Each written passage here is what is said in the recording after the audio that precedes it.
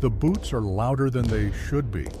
November 1799 and the sound of a military leather on marble echoes through the Château de Saint-Cloud like a threat no one's quite ready to name. Inside the Orangerie, where France's Legislative Council has gathered in what they still call a republic, the air smells of tobacco and panic. Someone has knocked over an inkwell. Black liquid spreads across a draft constitution that will never be voted on. The stain looks deliberate, but it isn't. Nothing here is deliberate anymore. Everything is simply falling apart. Napoleon Bonaparte stands in the corridor outside, and he's sweating. Not from fear, at least not the kind he'd admit to, from calculation. He's 30 years old, recently returned from Egypt, where he abandoned an army to save his reputation. And he's watching grown men argue about parliamentary procedure while bread riots burn through Paris. The Directory, France's five-man executive, has spent 4 years proving that committees cannot govern a country that's still at war with itself. Napoleon sees this clearly. What he hasn't decided yet is whether seizing power will save France or simply save him.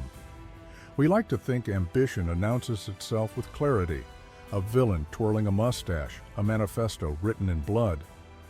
But most power grabs begin with a much quieter question. What if no one stops me? Napoleon had been asking himself this question for months, watching the government fumble peace treaties and misplace tax revenue. The same question gets asked in boardrooms today, in political backrooms, anywhere someone realizes the gap between what institutions claim to control and what they act. The plan, such as it exists, belongs mostly to Emmanuel-Joseph Sieyès, one of the directors who has grown tired of sharing power. Sieyès is a theorist, a man who believes governments can be designed like clocks if you just find the right mechanism. He needs a general to provide the muscle, someone with enough military credibility to make the coup look like stabilization rather than theft. He's chosen Napoleon not because he trusts him, but because he thinks he can manage him afterward. This miscalculation will define French history for the next 15 years. Napoleon enters the council chamber at approximately 11 in the morning. The deputies are supposed to be debating a motion about military reorganization. Boring, procedural, safe. Instead, they're screaming. Some of them recognize what this armed visit actually means. Others are still pretending this is a legitimate session.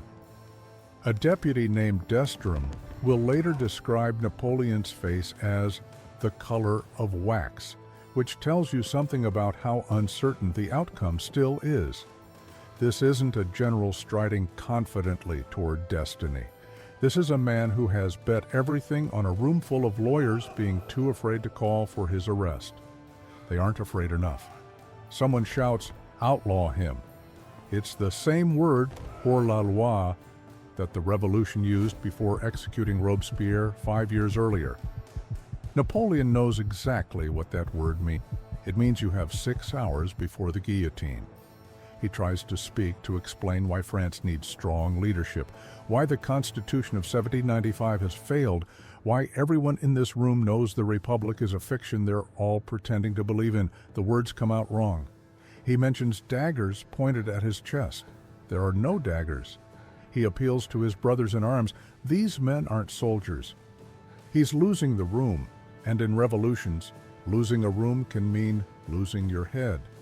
His brother Lucien, serving as president of the council, makes a decision that saves Napoleon's life. He calls in the grenadiers, not to arrest the general, but to protect the assembly from an alleged royalist plot that doesn't exist. The soldiers march in, bayonets fixed, and the carefully maintained theater of Republican government collapses like a stage set with the scaffolding kicked out. Some deputies jump out of windows. Others climb over benches to escape through side doors. A few stay in their seats, frozen by the understanding that their votes no longer matter. The Republic doesn't end with a declaration. It ends with men in powdered wigs scrambling through. We tell ourselves that democracies die in darkness. but they often die in full daylight, with everyone watching and no one quite willing to name what's happening. The French Republic had survived foreign invasion, civil war, economic collapse, and the terror.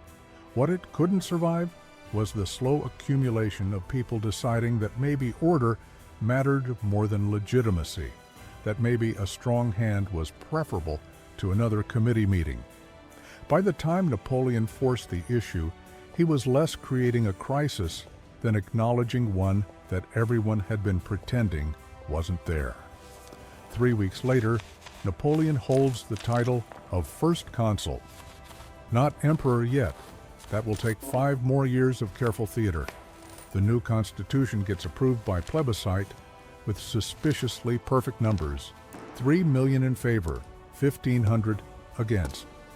Everyone understands these figures are decorative. What matters is that the army supports him, the police won't move against him, and the middle class is too exhausted by a decade of revolution to fight for abstract principles against the promise of stability. But here's what stays with me about that moment in the orangery, the stained map. Among the papers scattered when the deputies fled, there was a military map of Italy, with wine spilled across Lombardy. Napoleon had won his first fame in the Italian campaign of 1796, turning himself from an artillery captain into a national hero by conquering territory France had no particular right to, and extracting enough gold to keep the bankrupt republic alive for another year. That map represented the only language the government really understood: victory, plunder, expansion. Not governance, not law, not the rights of man. Just the simple equation of force-producing results. Napoleon understood this equation better than anyone in that room. He'd watched the Directory send him to Egypt not because they had a strategic vision for the Eastern Mediterranean, but because they wanted him far away from Paris, where his popularity made them nervous. He'd seen how the government celebrated military success while quietly defunding veterans' pensions. He'd noticed that the Republic's leaders kept their wealth in foreign banks while printing speeches about virtue and sacrifice. The hypocrisy didn't offend him morally, it offended him tactically. If they were going to abandon principle for survival, why were they so incompetent at survival? What Napoleon realized in those months before Brumaire wasn't that he was destined for greatness or that France needed a savior. He realized something simpler and more dangerous, that the system was running on momentum rather than legitimacy, and that momentum could be redirected by anyone willing to grab the wheel. The Republic had become a performance that the performers themselves no longer believed in. All it required was someone to walk on stage and announce that the show was over. The transition from general to dictator wasn't a betrayal of the revolution. It was the revolution finally admitting what it had become. 10 years earlier, France had executed a king in the name of popular sovereignty.